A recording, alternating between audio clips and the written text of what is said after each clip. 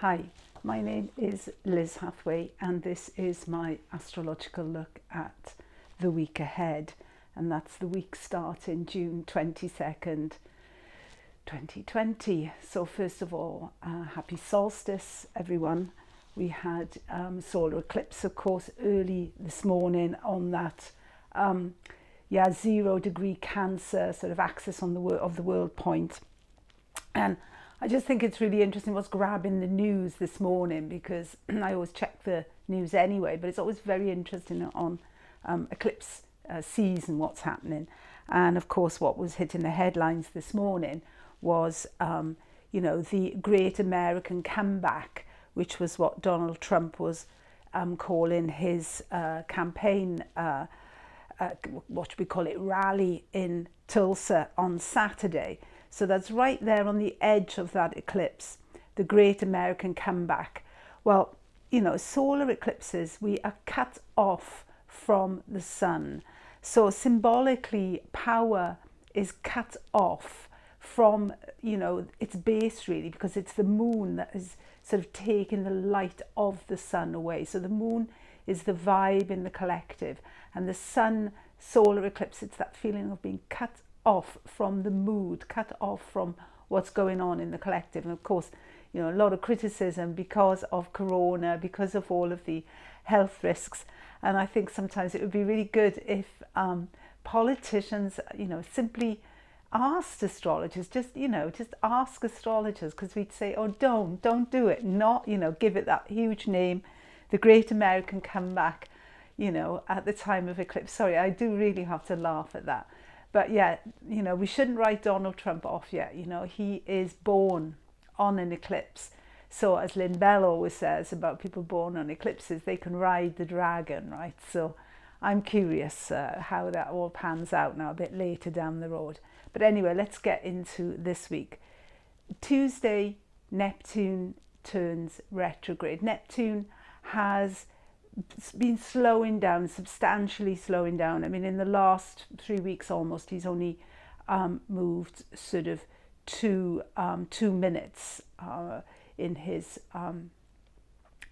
passage. Normally, I mean, he's a slow mover anyway, but that is pretty much what he would be per day. He would normally do 2 minutes of arc, and now in 3 weeks he's only done 6 minutes. So that's a real substantial reduction in speed. And he's been in the picture, Neptune, right since the lunar eclipse which was on, when was that lunar eclipse? 5th of June, I think. Anyway, it was squaring the sun and moon at the first eclipse of this season. So Neptune is an important player. So Neptune turning retrograde now. So what are the kind of themes we would be looking at? So these are some thoughts I had. So Neptune at this point in its cycle could be about disillusionment, and people asking themselves, was George Floyd simply another one of those moments? There's that sense of Neptune where there's so much utopian thinking, there's so much idealism, there's a lot of romantic notions. It's very galvanizes energy, certainly, because Neptune is very much about the imaginal, the spiritual, the emotional depth as well. And Neptune, certainly in Pisces, it binds us, it removes borders. And there's that sense of being swept up in a wave, being moved by feelings and emotions and sentiments. And then Neptune stations and goes retrograde. And again, the thing there is, the fantasy reality, the dream, is sort of being internalized. It needs to be earthed.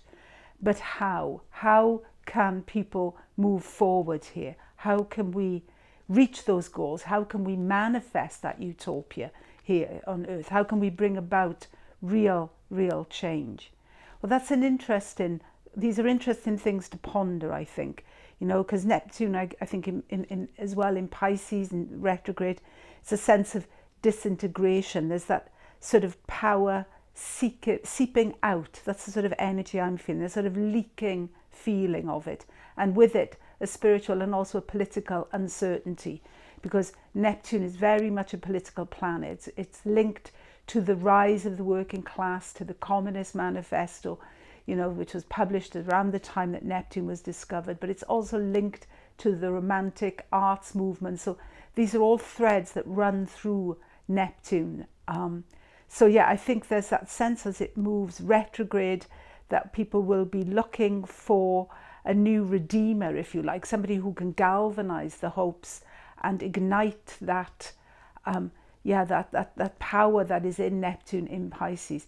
And I think we're starting to see a change here, a shift, because what happens on Sunday is, as Neptune is moving back in on itself, trying to find the right note, the right way forward. What do we see? Mars moving into Aries. Mars is the valiant warrior, of course. If you think historically, the warrior caste, it's right up there. You know, you've got your priests, then you've got your warriors. Warriors are willing to lay down their life for a cause. It's I'll fight for you. There's a certain dignity and strength, a valiant warrior. But Mars in Aries is also a trailblazer. He's looking for a pathway. There's that element as well of fearlessness, fight for your rights. So Mars is going to make a long stay now in Aries. I'm going to put a link underneath here because I've just written an article about the long stay of Mars in Aries. The long stay of Mars in signs is something that has interested me for some time. I've also published about it many, many years ago in the Astrological Association Journal. So Mars, a long stay in Aries. Last time it was there was in 1941 that it did a long stay in Aries. So yeah, that power, that fight, that warrior mentality, it's there, it's coming through.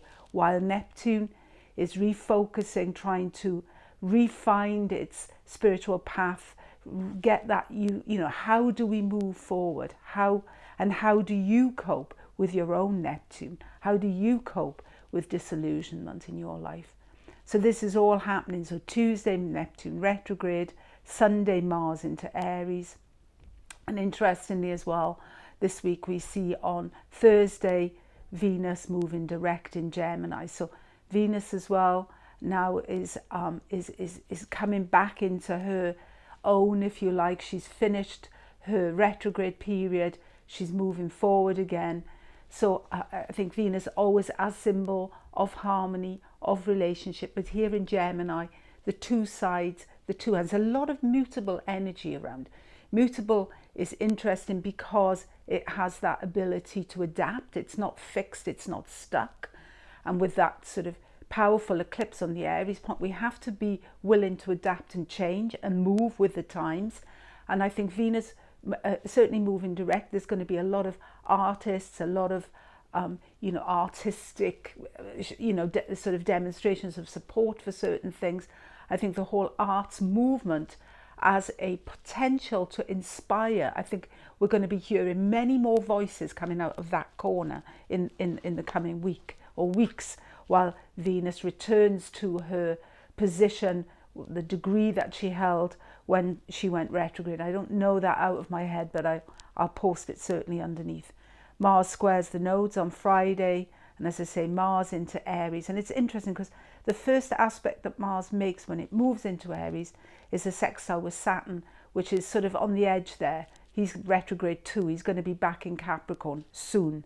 But it makes that sextile from Aries to Aquarius. That's because later when Mars moves back into Capricorn, of course, it's going to be when Saturn moves back into Capricorn, what Mars will then be doing later in the year is squaring that Saturn. But it initially starts off with a sextile, but there are going to be a few Mars-Saturn squares.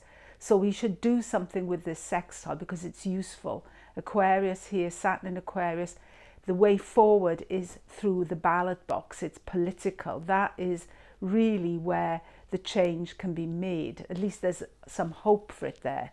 But as I say, once Mars moves into Aries and Saturn is back in Capricorn, what we're going to get then is a whole lot of squares. So it's interesting that we get this little glint here, little glint of a possibility of a pathway, because that trailblazing energy of Mars, it's willing to fight for it, but it needs that vision, that sort of sense of this is where we can go. Okay, full on week. Enjoy. Thank you for listening. Bye.